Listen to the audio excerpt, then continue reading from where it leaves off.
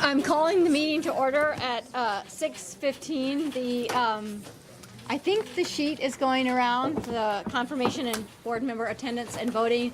We have some new members, so I think we should quickly go around and say our names and what town we're from. Jessica Stewart, I'm the AOS board chair, and I am from Tremont. Susan Allen, Southwest Harbor. Bo Lizzie, Southwest Harbor. Maria Spallino, Southwest Harbor. Lily Simis, Bar Harbor. Carrie Hayes, Tremont. Eliza Bishop, Tremont. Misha Maitar, Bar Harbor. Chantal Longo, Gas, Trenton. Aaron Brown, Trenton. Tyson Starling, Bar Harbor. Marie Arbor, Bar Harbor. Coulter Noyes, Southwest Harbor.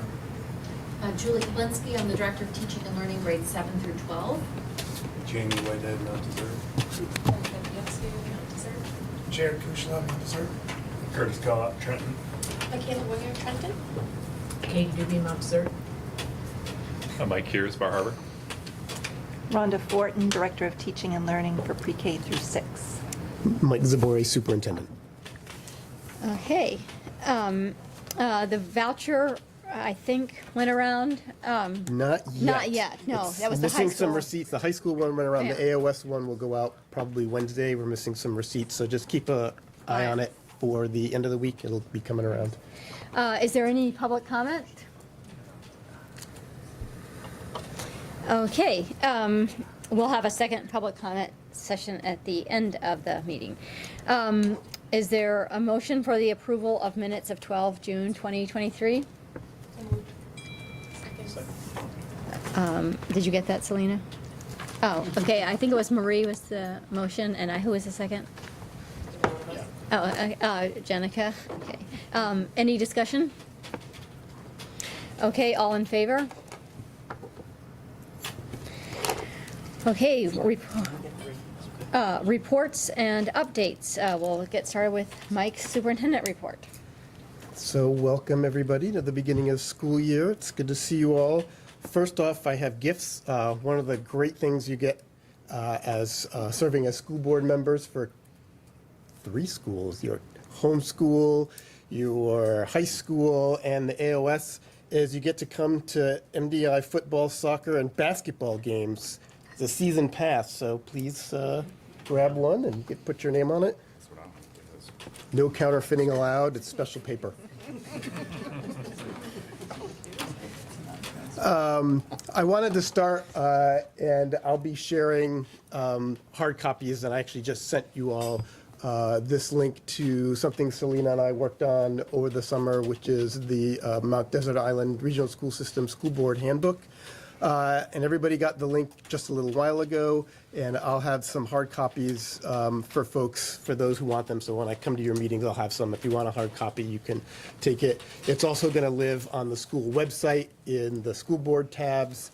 And there's a tab at the bottom that says for prospective school boards, and there's a whole bunch of links for actually anybody who's on the school board that'll have this link. And basically it has all of that basic information about being a school board member, the operating principles, some of the key policies that sort of drive our work as a school board, basic information about a quorum for each of the schools. There's a chart in there so you know whether it's your individual school or the larger board. Some basic information on motions and parliamentary procedures that are most often used, our school committee norms, and then it has our list of all the meetings for all of the schools, high school, AOS, so that's there. That page also has a link because sometimes with weather events that those things change. The freedom of access paperwork, and then there's at the end additional resource pages to be able to provide you with information on that. So that's there for you, and I'll probably come back to this a couple times, maybe at some of our meetings, to talk about one section as a way as we work as a board together and as a community. So it's something I thought would be helpful for all of us. So take some time, a little night reading. It's just some really good information about our work as a board. So I wanted to make sure that everybody had access to that. I'll start, just like at the high school, with our enrollments. At the high school, there are 476 students. As Matt reported, 124 of those are tuition students. There are 923 students in our pre-K 8 schools. One of our schools is not quite there yet with pre-K, and some of our pre-K numbers are still growing at some of our schools, but that's what it looks like right now. For our summer school enrollment, I did want to talk just briefly about that. This was our second year for our district-wide summer school held once again at Trenton. There are about 120 students who participated in that program, much more spread out than we have had in the past. And I just want to thank the teachers and support staff who made that possible, and those teachers at Trenton who sort of gave up their rooms. They had to do some extra work to prepare them, for the summer school. But again, what a wonderful resource and program for all of our schools. And there was one student in particular who sort of comes to mind, who spent some time at summer school, and I saw them at the beginning of summer school, and then I saw them at the end of summer school, and they just really enjoyed being able to have that opportunity when I spoke with them and became sort of a leader there. And so that just sort of speaks to, when you provide a rich programming for students, that they respond and, take a hold of that opportunity and make it really worthwhile for themselves.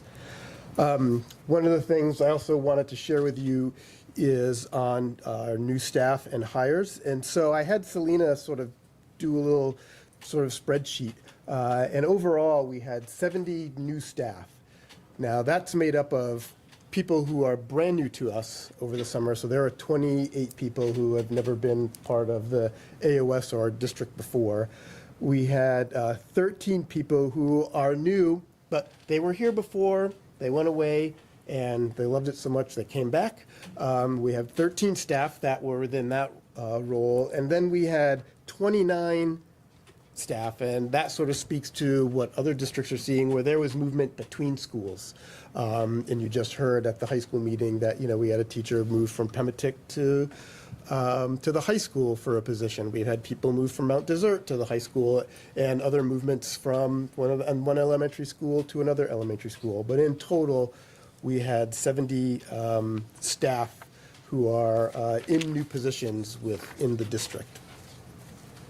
I also wanted to highlight, because in terms of openings and needs that are there, one of the questions that comes up is often talking about sort of our, substitute teachers, and we have some positions, and substitutes are difficult to find. So I wanted to publicly state that we pay really well for our substitute teachers, and if somebody's out there and wants to be a substitute, board members, if you know people, certified teachers who are retired, we pay $145 a day, and for all others, it's $145. For others, it's $125 a day, and we're pretty competitive within some of the other schools in Hancock County. So if you know folks and they want to work with kids, please send them our way, because the more that we have when folks are out, then we can make sure that we're supporting them. In terms of staffing, the general needs that we have within the district, it covers the gamut, from specials to interventionists. Some of the bigger needs are in support staff with ed techs, drivers, looking for a custodian, and actually an admin assistant within the special ed part of our office, that part-time position supporting that.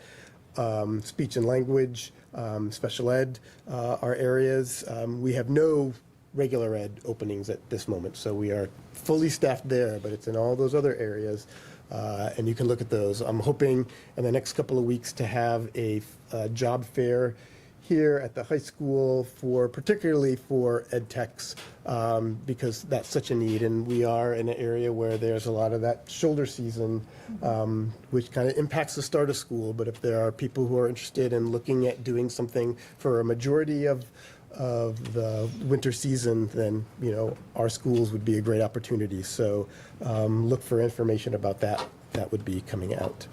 I'm going to let Julie and Rhonda talk about A-Team retreat and some of that work that we did when it comes to their part. Some highlights in discussing reorganization. One of the things, we've been on hold, we've been waiting to get negotiations off the ground.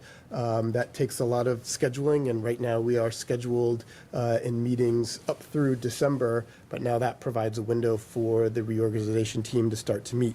This summer, we have received our compliance letter from the Maine DOE that basically said, yes, you can form a regional planning committee. And so I have already met with Renee, who is the president of the MDIEA, to talk about a teacher representative, and the reorganization group met with teachers to sort of talk about that type of representation. And I have a memo that will be going out to the chairs of municipal boards to talk about who those members would be on that committee. And we're thinking that it probably should not be any more than 20. Otherwise, that would be too unruly, and that has been some of the conversations with the DOE and my office in talking about what a what an effective size would be. I had spoken with others at other boards and making an update is that there's another communities down coast that are actually going through the same process. So I'll be sort of talking. It'd be nice to have a colleague to talk back and forth with about this process. So that's kind of exciting. And I've worked with our tech office and created a design for a website. And so that should be up and running soon. That will have information, work that we've already done to date, letters, and more information so that people can go there and see it. In terms of school highlights and visit, it's been a wonderful start. I've been to every school except Swans, and I already told Mimi that I'll be there shortly. But I was able to pop into just about every school on the island here, Connors Emerson, meeting with kids as their teachers were setting up their classrooms in terms of creating that sense of community within their classrooms. It was wonderful to sort of be in there. I spent lunch I think I was in Mount Desert, and was able to have lunch with kids on their first time in the cafeteria. And move around all the other schools and just sort of touch base with teachers and students.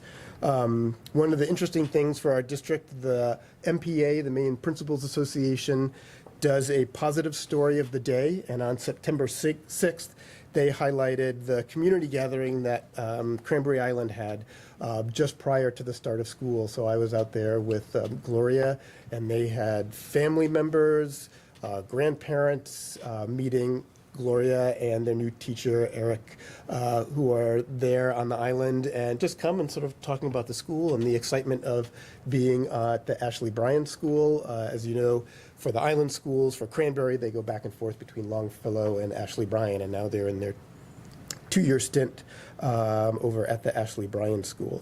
So, it was just sort of an exciting start, and it was really great to be able to get into schools and touch base with teachers and students. And one of the interesting things that you notice when you're sort of walking around the schools is how much time teachers put into creating their environment. I remember when I was in school, I took a class in environmental psychology, and sort of talks about the importance of how your environment, whether that's a classroom or a home, sort of can set the stage for what that experience is going to be. And when walking into classrooms that first day, it was really obvious with the thoughtfulness and pride that teachers put in their classrooms to make a wonderful environment for their kids. So, that was just sort of really neat to see how every teacher in schools was sort of doing that for their community. So a shout out to teachers for the hard work that they put in for that. The HCTC Advisory Board begins meeting this week, so I'll have information to share. And thank you, Tyson from Bar Harbor comes in to Ellsworth and meets with that committee. And so I'll have information about program numbers and how many kids are going. MDI had high numbers when they signed up for last year, so I'm looking forward to sort of seeing if that played out as folks enrolled this year. In my September note that I wrote out to everybody that went out this weekend, which I'll try to do every month, from the superintendent standpoint. You'll see in the recent CDC guidance on school health, so there is guidance on there. There has been uptick of COVID, and we're following the CDC guidance, and that's out there for parents and staff and families to be able to see and take a look at it. In terms of budget updates, believe it or not, talked about it at some of our other board meetings. I have my sheet ready to go, but I just wanted to sort of give you all a heads up of when your budgets are coming up and due, and when you will all be voting on your budget. So the first ones are the AOS in Bar Harbor. You all vote in December. And then in January, Swans and Cranberry Island. And then the high school and Pematic are in February. In March, we do Trenton, Tremont, and Mount Desert. And in May, we do Frenchboro. In terms of legislative updates, Drummond and Woodsum does a yearly review, and I'll be going on September 20th for legislative updates that are around education. So I'll bring that information back to you with things that impact. A lot of that ends up being policy information, so that will go to the policy committee, but if there are any other tidbits, I'll make sure that I come back and share that with you all. In terms of facilities and transportation, I did want to touch a little bit on transportation. One of the things that was really useful for me as a principal in Southwest Harbor was the fact that we had bus monitors on those buses for our students. Some of that was sort of an outgrowth of COVID, and it was a positive one. Our bus drivers' main focus needs to be on the road, and there has been, over the last year and a half, there's kind of been a large increase of either cars passing buses, and so we now have cameras on our buses which will trigger and take pictures of cars so that we can begin to deal with those. And so their focus really needs to be on the road and not managing student behavior. And so in Pematic, we were able to do that. I think that's something that Rhonda had started, in her time there. And I did a bit at Trenton, but I'll be coming and talking at individual board meetings about having bus monitors particularly on our elementary school buses to provide that support for drivers, which would mean paying ed techs who might want to be able to do that job. I think it's an important piece of safety. That's something that I think we should try to do. So we'll have more conversations at our individual board meetings to take a look at that and trying to start that within our schools. I think in terms of school facilities, the biggest things from last year would be the bond issue passing for Bar Harbor, and congratulations. Our other schools are looking at making some improvements to their plants. Tremont is in the process of taking a look at that. Mount Desert is also.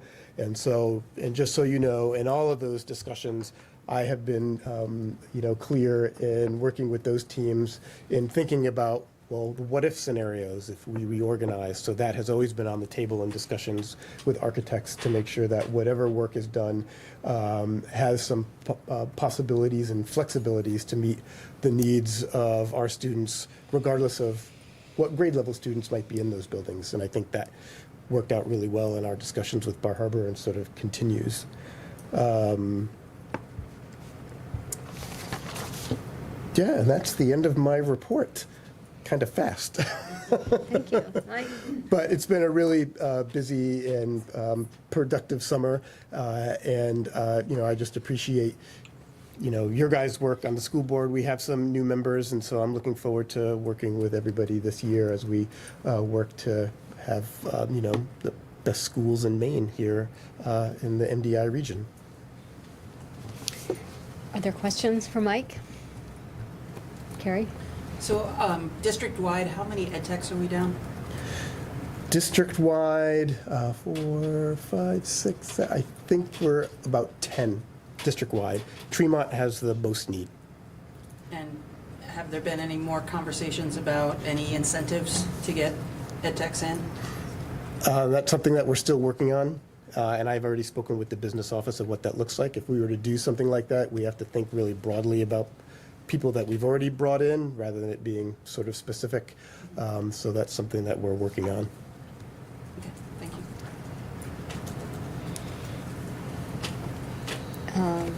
Okay, that brings us to Directors of Teaching and Learning, Rhonda and Julie. Take it away. Thank you. Maybe thank you. what I could do is the opening days, and then you could do the. I can do 18. Oh, sounds good. Mike, can I have the Yeah, I'm screen here? doing that now. I hit the wrong Stage button. manager. Yeah, I hit the wrong button.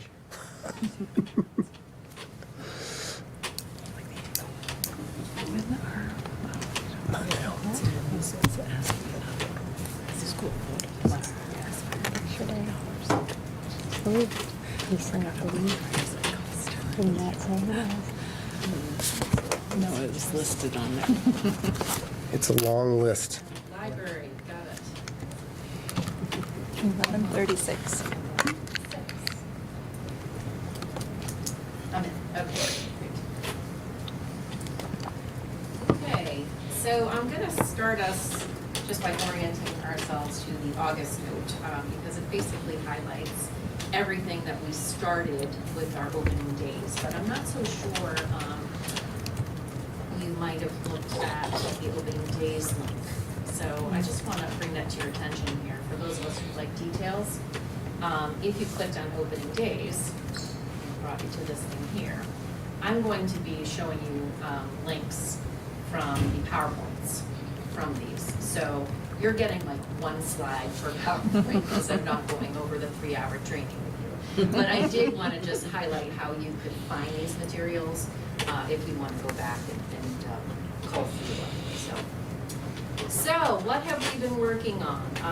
All kinds of things. I'm going to start with Schoology first because that's the most kind of chatted about topic. This is year 3 of implementation, and it may seem like year 1 for some folks, but 3 years ago we purchased this product, and we had a pilot group of teachers, K-12, use the product and then give us advice on how to employ best practices. So that was year 1 of implementation. Year 2 was then getting our technology integrators familiar with the product and on board and ready to teach the product. And they actually created our first district-wide training in March. And so you may recall this, some of you are new to the board. So these were basically the key pieces that we taught in the morning sessions. There were afternoon sessions too that were based on choice and deeper dives. It's a lot to do in a day, and that can be overwhelming, and we knew that would be. We only have 2 days a year for professional development at the district, so we were trying to get ahead of it, leverage it, and then also make sure our teachers had, for every one of these little boxes, a video that went with it. All 30 seconds to a minute apiece. So you could go right in, find the thing that you need or are struggling with, and have that as your backup. It was a tremendous amount of work on the part of our technology integrators, and it was a great way to set us up. This summer, we invited anybody who wanted to do summer work, that it had to be connected to Schoology. We had a lot of participants working with developing curriculum and then housing it in Schoology to build up our strength and practice with our own, colleagues.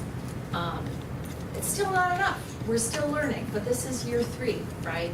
And as we move into year 3, we prioritize the high school for having another day because they've got transcripts to produce. And so we really talked about them taking the lead.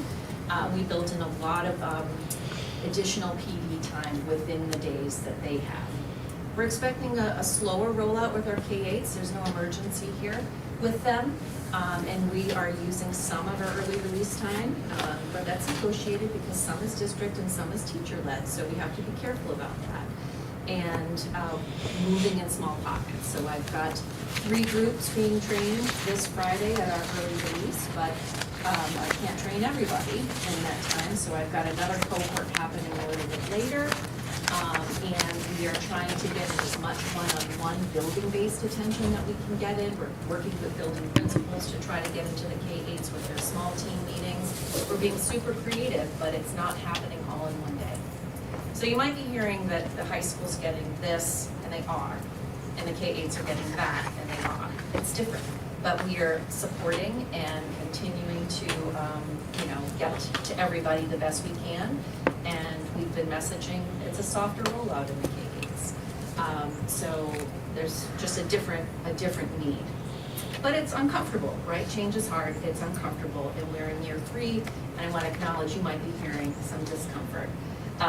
But this has been pretty methodical, and now we're at that ripping it off Band-Aid part, and here we go. So I just wanted you to have that full perspective. Other things that we have started, and not really started, but are continuing to support is what we're calling our multi-tiered systems of support. So I have new board members, so I look back on one of the slides here, but so what is MTSS? Very simply, it's a whole school framework, this is by Maine DOE, designed to address the academic, behavioral, and social emotional needs of each student in the most inclusive and equitable learning environment. So really it's about looking at our systems instead of waiting for kids to be unsuccessful, right, and then doing something about it. We're trying to step back and say, well, what are the conditions we need to create so all of our students are successful? And that's really about being creative about how we view school, because we viewed school in a very different way for a very long time. So there is a lot of shifts happening there. And in doing it, I mean, we look at things in a tiered way. So all of our kids should get what's called Tier 1 benchmark. And basically that means every kid should get the best academic support, best academic experience, and social, emotional, and behavioral supports as well. All of them, 100%. Now, some of them might need a little extra practice or extra support. That's our Tier 2 group, right? But the goal is that they're getting right back into the Tier 1 group because they just needed a little extra support. And then roughly, we're looking at a number of, should be about 5%, really have some specific learning disabilities or needs, and they need a more long-term solution. And that's roughly about 5%.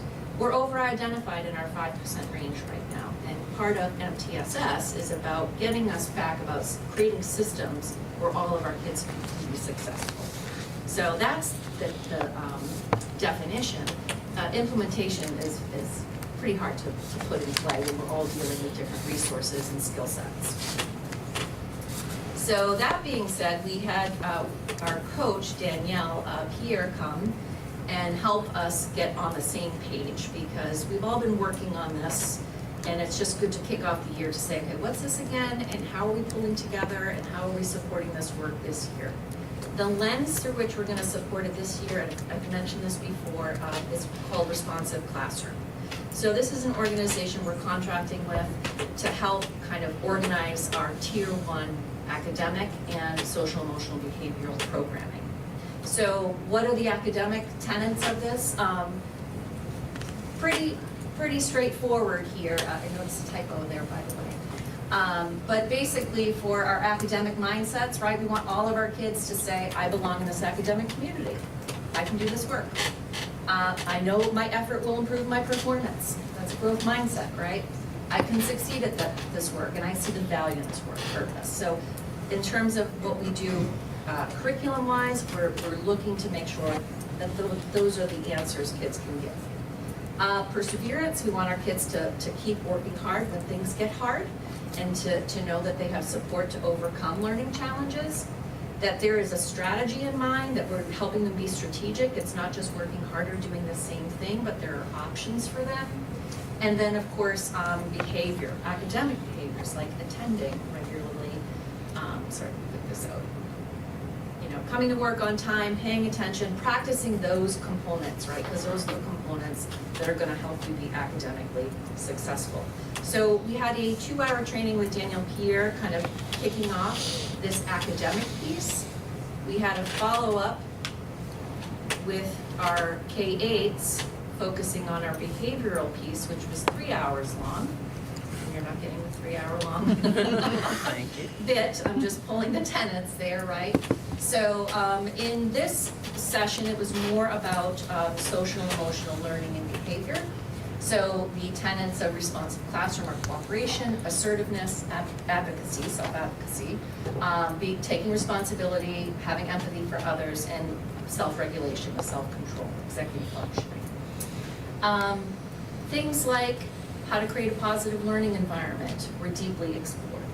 Things like how to do proactive discipline, not reactive discipline, were explored. So we laid out a lot of foundational pieces, but this is just one training, and this is the direction we're heading, and we're gonna continue to train and support in this realm. But I did want you to have a little better understanding of what responsive classroom was, and I would invite you to go ahead and go through those slideshows and get all the deets. It can get a little technical, but this is technical work. And then the last kind of area of focus is we did watch the documentary, The Right to Read, and it really outlines the national literacy crisis, of which we are not immune. Rhonda and I will be reporting out on our data probably maybe October, but more likely November, because the state is giving us a little more guidance on how to interpret the data based on the new assessment modules. And we had some very rich discussion. Now, Rhonda has been working with our early elementary for some time now, talking about the science of reading, and they're putting it into practice. I mean, we are on board, we are following the research and the science, and our kids are now, all getting it. We have some skills to refine and get stronger at, and then this conversation also included what our middle school and high school folks are doing too, because this is a collective responsibility. We need to make sure all of our kids leave strong readers. And so we had a great conversation about that. You can see this discussion guide, and you can see a little more about what exactly we're doing to support our readers in the packet. So I would invite you to engage with that as well. So that was our opening days. We have a lot of work to do, but I thought it was a pretty good kickoff. People didn't like sitting the whole time, and it was hot. And it was a kind reminder of how some other students feel sitting all day. And we nudged them and said, think about that, let's get some movement breaks in there, you're right. But well worth it in terms of the importance of the material that we're going to be dealing with, and helping us have a sense of direction and purpose. So in support of that work, a couple of weeks before the opening days, the administrative team got together for 2 days at College of the Atlantic, and we really focused on team building within the group. We have new members getting back together after the summer and just getting to know each other again and forming that team. And we read a couple of chapters, one from Coaching for Equity, and I'm not going to, something about coaching teams. I can't The think. art of coaching. Art of coaching teams. So I went blank on that.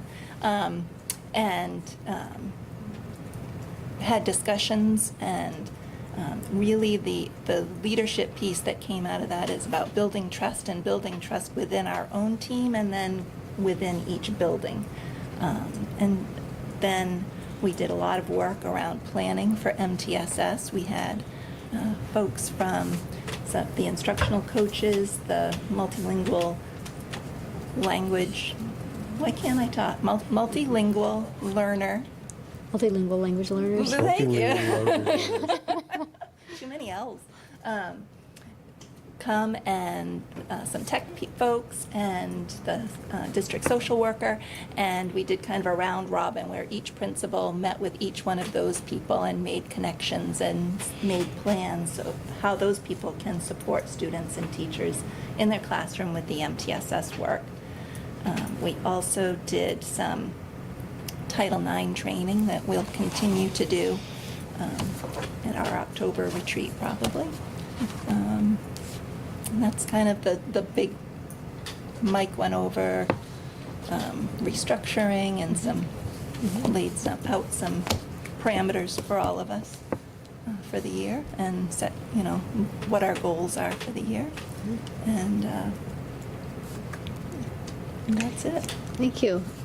Are there questions for Julie and Rhonda? Okay. I have one quick question, and you spoke to it somewhat, but because we are hearing some Schoology comments, are there, and theoretically it's perhaps high school teachers who are more pressed to be in it right now at this moment. There is, I mean, is there a one-on-one? I mean, how, as they're needing to be using it daily already? Yeah, Jill has established a pretty, comprehensive support program where each department got together and then said, these are the specific things we want additional training on based on our subject area. So they had a lot of choice in terms of, what their needs were. And then there's also always drop-in help available all day long. So that is available. But Jill, do you want to add any more, or? Yeah, the high school is offering basically a micro-credential in Schoology, and so Mark Arnold, our tech integrator, and working with Cindy Lambert, who focuses as the lead educational coach for K-8, developed what they saw as 12 mini courses that by the end of the year, if every teacher participates in them in the high school, they would be pretty much fluent in how to use Schoology. So we asked each learning area to put them in order of which they wanted to interact with them based upon their needs. So for example, we know that our social studies learning area relies heavily on Edpuzzle and Pear Deck as external applications that Schoology communicates for. So they are having training on how to use those in Schoology tomorrow. Our visual and performing arts wanted to learn more about the assessment tools. So they had that training first today. And so they're meeting with Mark Arnold roughly 2 times a month so that this training is completed by the end of the year. Okay. Yeah, and there's differences in this new format. And I will say part of it is that our group, when we first came together 3 years ago, and we were looking at different learning management systems, it's never a perfect one. And don't be fooled, Google Classroom wasn't perfect. It had lots of problems until we said we're not going to use it anymore. And now it's great. I say that in jest. That was a little insensitive of me, I'm sorry. But it has lots of problems. I've used it extensively. And this is not perfect either. But we did say when we were going to choose something, we weren't going to constrain it by creating a lot of workarounds. And we've done that in the past. And the problem with workarounds is it leads to a lot of data errors. And so we were unwilling to do that.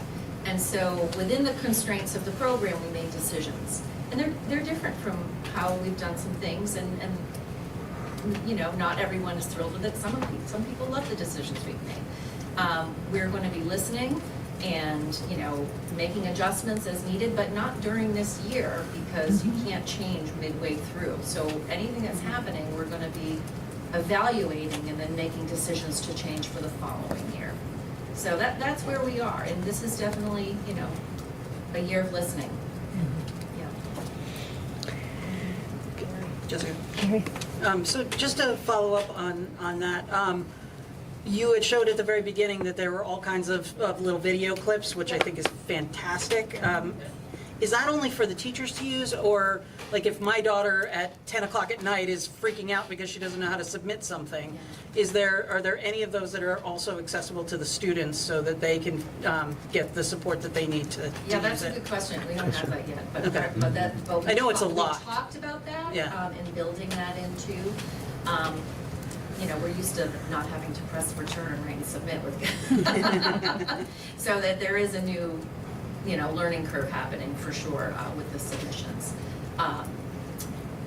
I would just Yeah. add, when Julie and I were learning it, a lot of times we would search for it on YouTube, and we'd find a YouTube video. So Okay. if she's having trouble, I would steer her in that direction.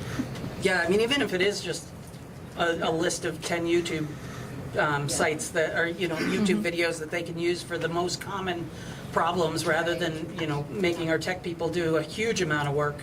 If we could just have a page that directed kids to those basic Well, some of those resources. links were stolen. They looked online first. Oh, sure. But I really yeah. appreciate all the work that you're doing, and I'm not trying to pile on. It's just, No. it's new to everybody, not just the teachers, so. Absolutely, and we knew that this year was going to be a transition with Sure. students too. And we also, a new team, so we're kind of doing a steep learning curve, Cindy Lambert's been instrumental with our new ed tech educational technology lead, but she, you know, she's not a full-time employee in the summer, right? Like, she's got the teacher schedule, so there was a little bit of a, you know, jump at the beginning, and now she's catching up, but, so there's a learning curve too. Thank you. Yeah. Thank you. Okay, reorganization planning committee update. I mean, I think Mike Kind of covered it. covered that, so I think we can move on. Hopefully, we'll have our meeting schedule set up next time. So that brings us to discussion items, policy for first reading, animals in schools. So hopefully people see the link. This, for people who are new, the way policy works is we have a discussion, then there's an intervening policy committee meeting, and then we bring it back to the to the second meeting is where we usually take action on a policy. So if you have questions or comments, you can comment on the policy now, or you can also email me or Mike or members of the policy committee in the intervening month. But you have commentary on this policy, Yeah, Mike? and this policy came out of discussions with the nurses in terms of the fact that we often have animals coming into schools, and we've seen an increase of allergies and things like that. So though most schools will do a heads up to parents, this sort of lays out a little bit of a better framework and identifies the needs and some of the important pieces if you were to allow animals in schools. So we took the policy committee took a look at the sample policy from the main school management and found that it was applicable and useful, and so we wanted to put it up for first reading. And like Jessica said, if there's, as you look at it, if there's things that you have questions about, please send us a note, because we'll have a committee meeting coming up and we'll take a look at those and make any adjustment as need be before it comes back around. What's the date of the next policy committee? I'll have to look at my calendar. Okay. I'll do that in a little bit. Yeah, okay. And just a reminder, when you look at any of the policies, particularly the ones that come from, that are the templates, there'll be a section where it'll be highlighted and there'll be parentheses, it'll say note, and there'll be a suggestion from main school management. Those things will be removed from the policy. They're just there for, as part of the sort of discussion process.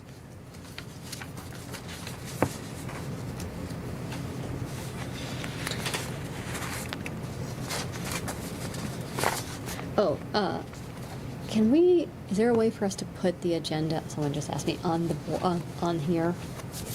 Yes. September 28th. September 28th is the policy Hi. committee meeting. Thank you. September 28th.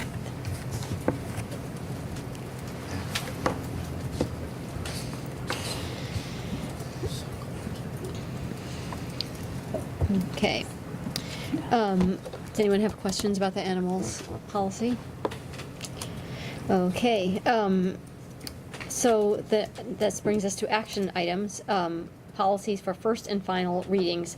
So when we have like a change in law, policy where it's just either a minor wording change or a change in law, in which case we have to change our policy immediately to comply with the law, then we don't go through this 2-month process. We just bring it for a first and final reading, which is the case of these freedom of access and reporting abuse and prevention ones. So that's the case with these. Do you have anything you want to add about these, Mike? The first one on the public right to know, so this is the freedom of access. There were some particular changes made in law in terms of the amount of time you have to respond. So there was in the old law it was a reasonable amount of time, and now they're saying within 5 working days, and some changes around what the cost might be, and that number, also changed from, if it exceeded 100, it went down to 30, because some of these requests are requiring quite a lot in terms of funds, so they lowered those. So those were just changes that were made in the law. I think we could take Thank you. these as a slate motion. Is there a motion on these policies? So moved. Is there a second? Second. Any discussion? Okay, all in favor? Any opposed? Okay, and then the next action item is election of AOS School Board Chair, Vice Chair, and Secretary. And so I'll say I'm willing to do it for another year, and Brian Hinkle is not here, but I've discussed with him that he is willing to serve as the Vice Chair for one Who's the more secretary? year, and Marie is willing to serve as the Secretary. I don't know who is the current Secretary. I think it's a vacant position, actually. The what? Secretary. Oh, you're the Secretary? Yeah. Oh, you are? Aaron is. Are you willing to continue that position? I'm not sure. You're off the hook, Mari. Well, you did a bang-up job last year. I move that we elect Jessica Stewart, Brian Hinkle, and Aaron Brown for Board Chair, Vice Chair, and Secretary Second. for the 23-24 year. There you go. Second.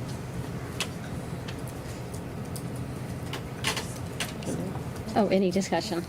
Sorry. Okay, all in favor? Thank you for your willingness. Yes.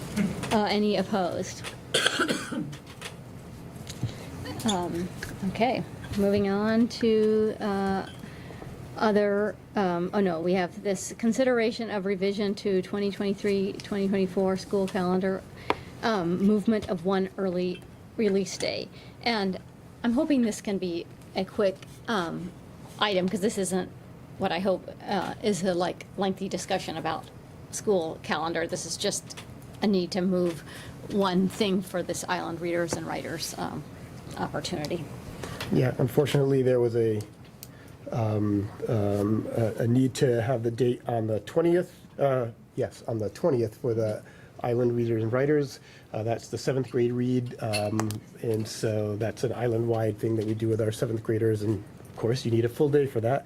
That day was scheduled for the district early release, and we just want to move that up to the 6th so that we can still have that district-based work, which we had things scheduled to do that day and be able to continue with it. Don't like to make changes, but unfortunately, this was one that we ran across. I move to move the one early release day.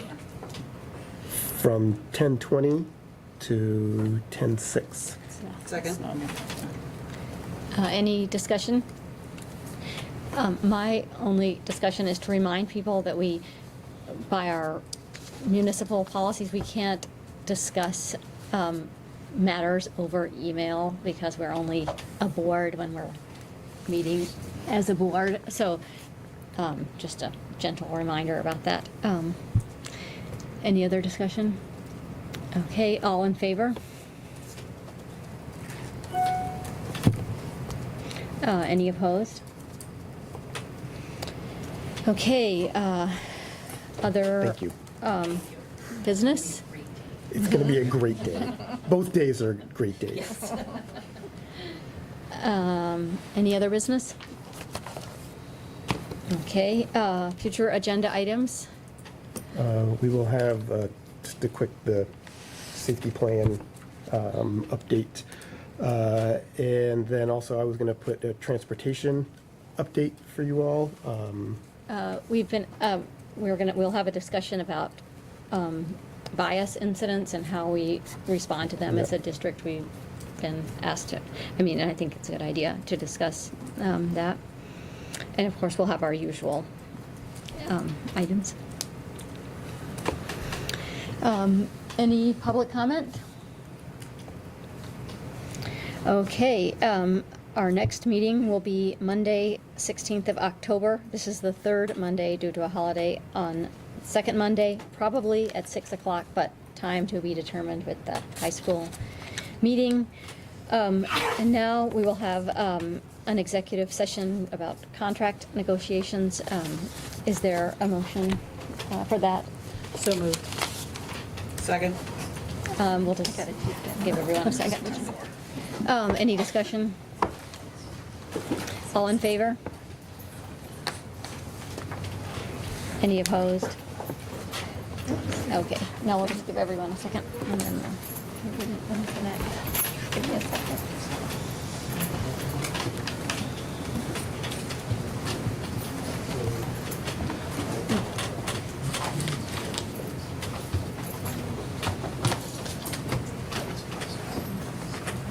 I can't get that to unconnect for some reason.